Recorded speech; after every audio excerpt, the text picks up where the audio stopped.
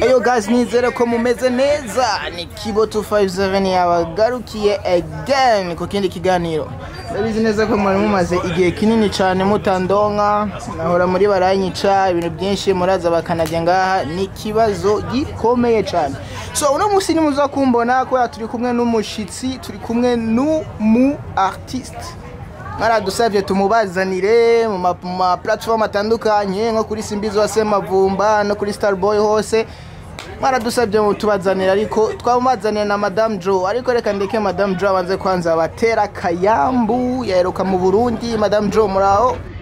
Turakomeye cyane. Uyu ni Madame Jo wa Imuhira Media, musubiye guhura kandi ndaramukije isi yose, umu diaspora wese ari ku isi n'umu East Africa wese yumva Kirundi ndamuramukije.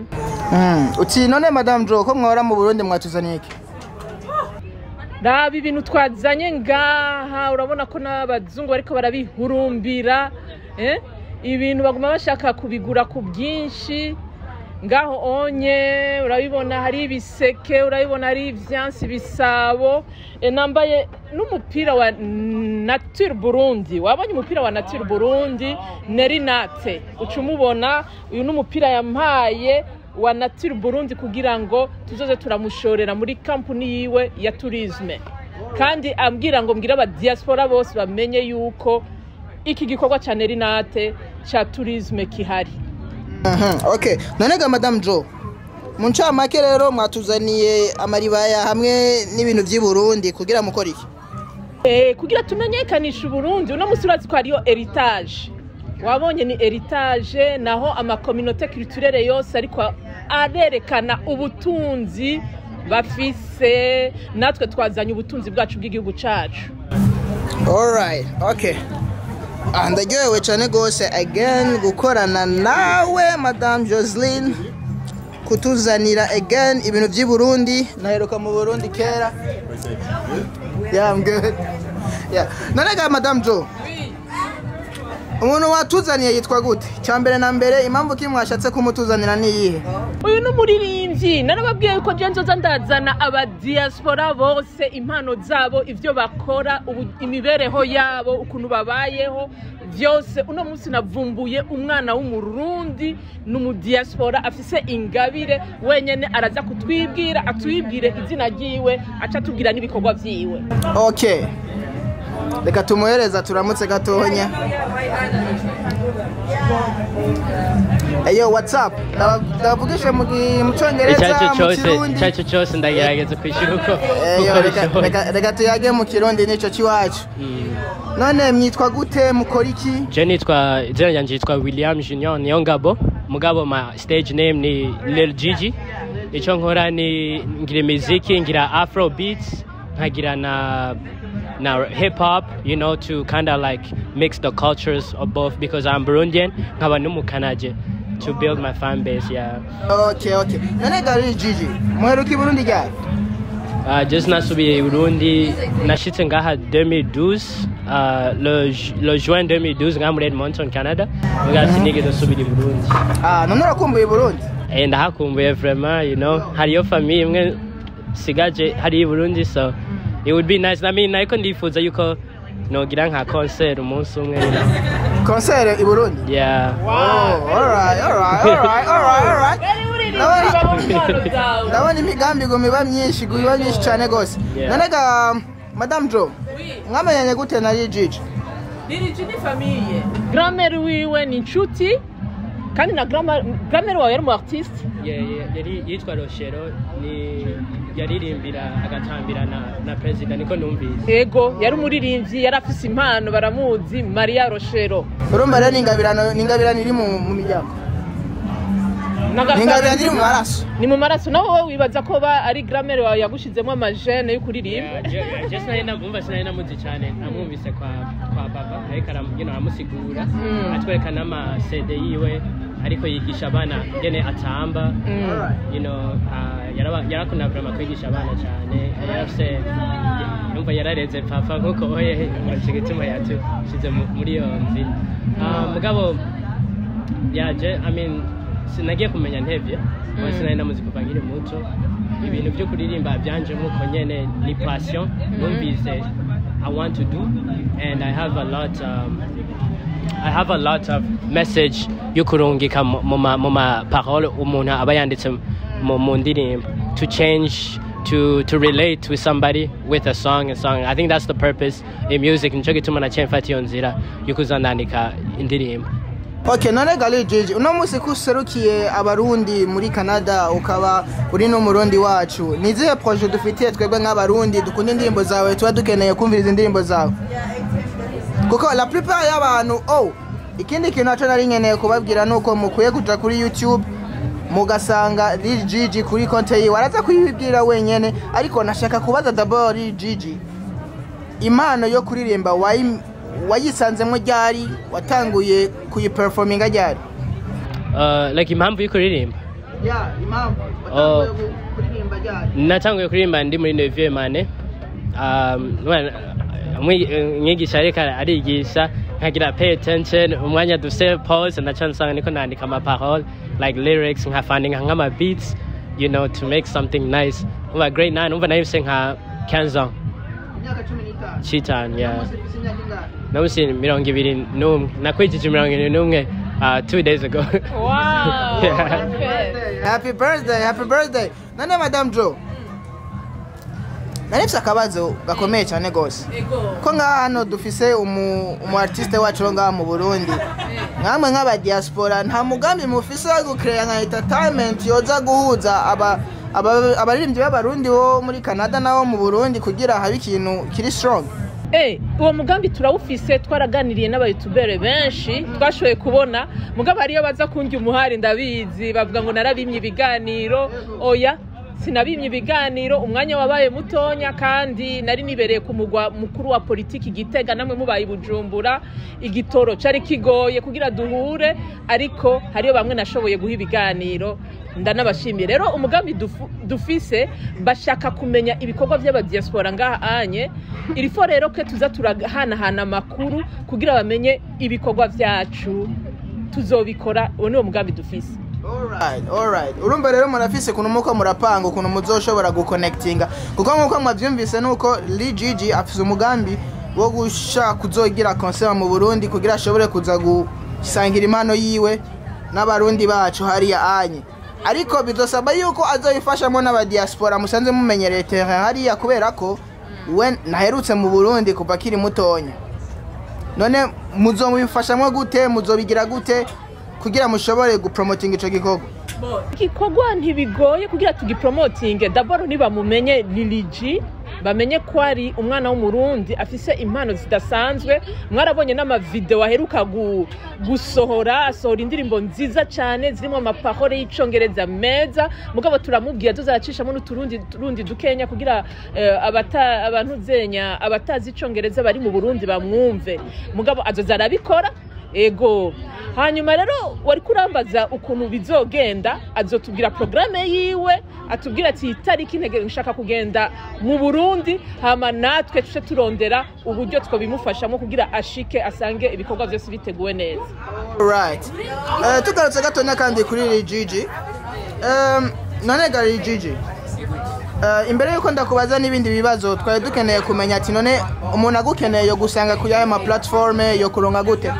Umuntu ngene kuncontacta Instagram, WhatsApp, ndipre nizo zibiri vraiment nkoresha cyane, ndi vraiment active because I have to always let my fans know that you know I have to stay updated ku bintu by'indirimbo nkuko. Okay, no kuri Instagram umuntu yo kwandika gute kugira kuronke? Impamvu icyo ukeneye cyose, you know, if we want to do like a project yuko gukorana benshi barantexta nkuko oye tukabigira uko, otherwise ndikavuga nk'umuntu akeneye kuba umufanzi wawe, umuntu akeneye kugukurikirana kuri Instagram, umuntu akeneye kugukurikirana kuri YouTube, Vivo, Apple Music, everything, yandika gute, agusanga ko gute kuri ama platform? Ni Lil.Jiji ko nyene Lil.Jiji.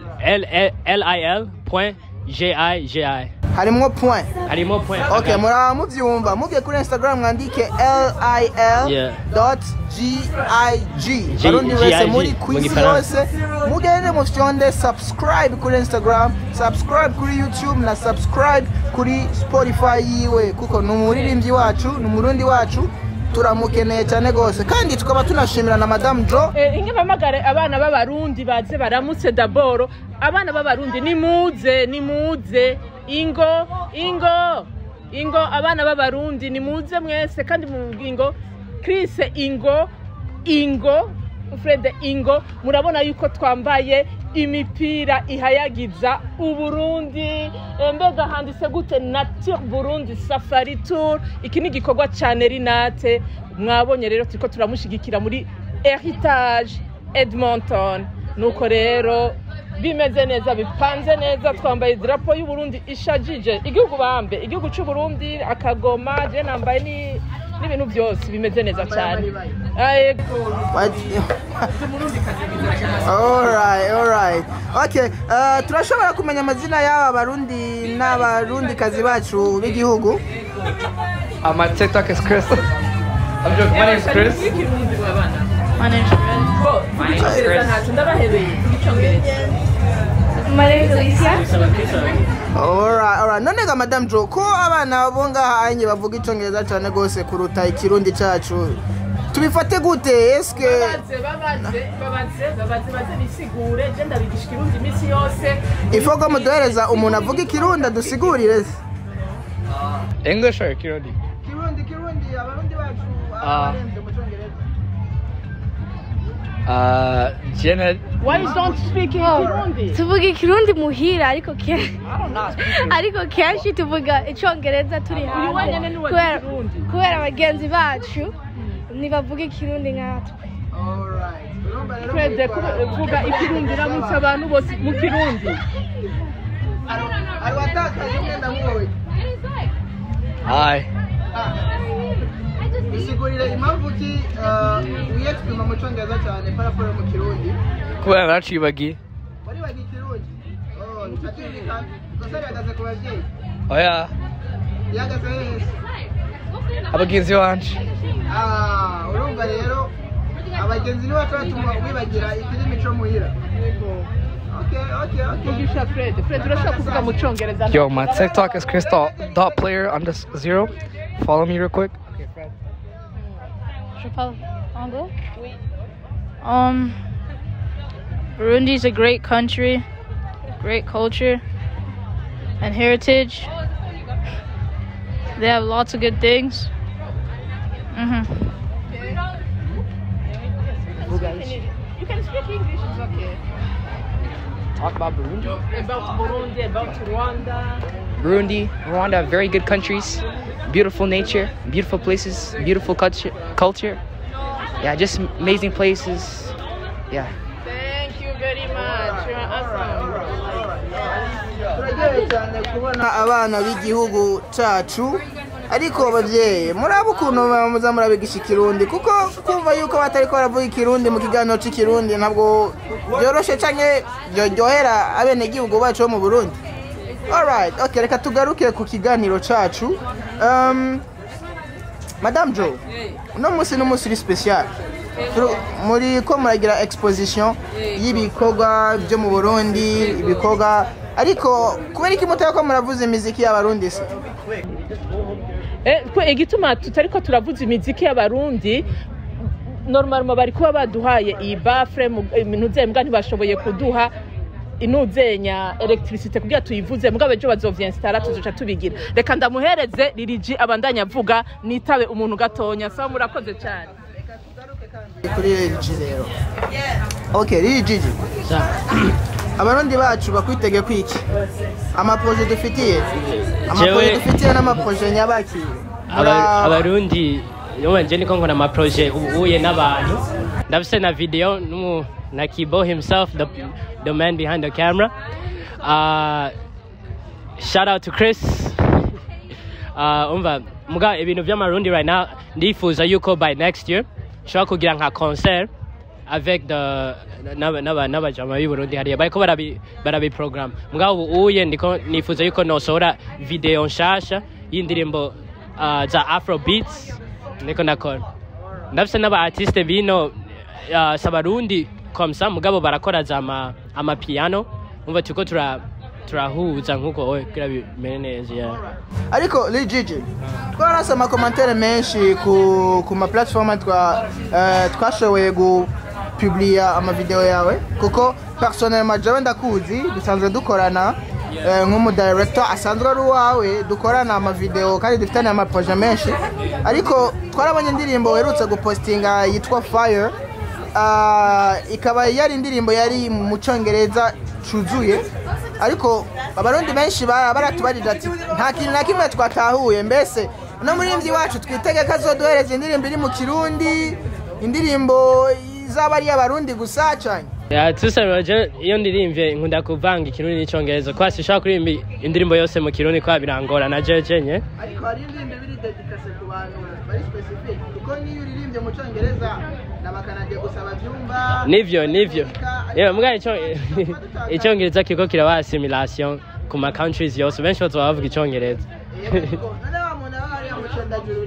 ubuze wa muntu aba hariyanye mu Burundi ruguru bica bigenda ishoboye kukivuga icyo nkeneje ni kucyandika hariyo n'amajambo umuntu iyo uri kurandika nk'umu artist yeka arandika ifo kwagira nk'ama rhymes right ivyo nivyo bingora mu Kirundi no kuconnecta ikintu nk'ijambo ukayikigira more of like a deeper meaning like nivyo bingora cyane wasikiye muri Canada muri class yawe nashike muri 4e man nivyo kwandika Ikirundi bingora cyane muri primaire umva mugabo bizoza ni pole ego turatahura yuko Icyongereza ariko urashobora kumixa kamera kuko turafise n'abaririmbyi nk'aba ndashaka kumixa nkejo ubundi like hari umuntu yantexe kuri Instagram right arambwira yo it's like I love your rap music ndakunda it's like it's really nice kandi mu Cyongereza like barumva Icyongereza barundi like in a way it's not always too simplement Oleg ndamukunda Oleg nothing against him but like ariko urafise imigambi yo kumixinga turafise abaririmbyi nk'aba Dramati aba December ni umuririmbyi ariko arahitinga muri uno mwanya kandi aririmba Icyongereza ariko aratuvangira abarundi twa turabantu dukunda kwidoga iyo tutarose icyo dushaka rero uri nk'umuririmbyi tuba dukeneye tuba dukunda ibintu byawe tuba dukeneye yuko turanatuvangira kuko burya baca umugani ngo isosi itavanze nabwo ibiryoshe yego kandi uzenya uyu unye afite abafana benshi muri Canada abanyeshuri bigana abagenzi communauté y'abakanadien nico gituma araririmba mu Cyongereza mugabo kome afise ntuze double nationalité afise ari umurundi akaba mu Canadien no mu Kirundi naho nyene uzoturondore kugira abana b'abarundi baryoherwe barumva Icyongereza mu gasi bose yego uzotura mixinga ukeneye ama parole uyazogufasha kwandika mu Kirundi we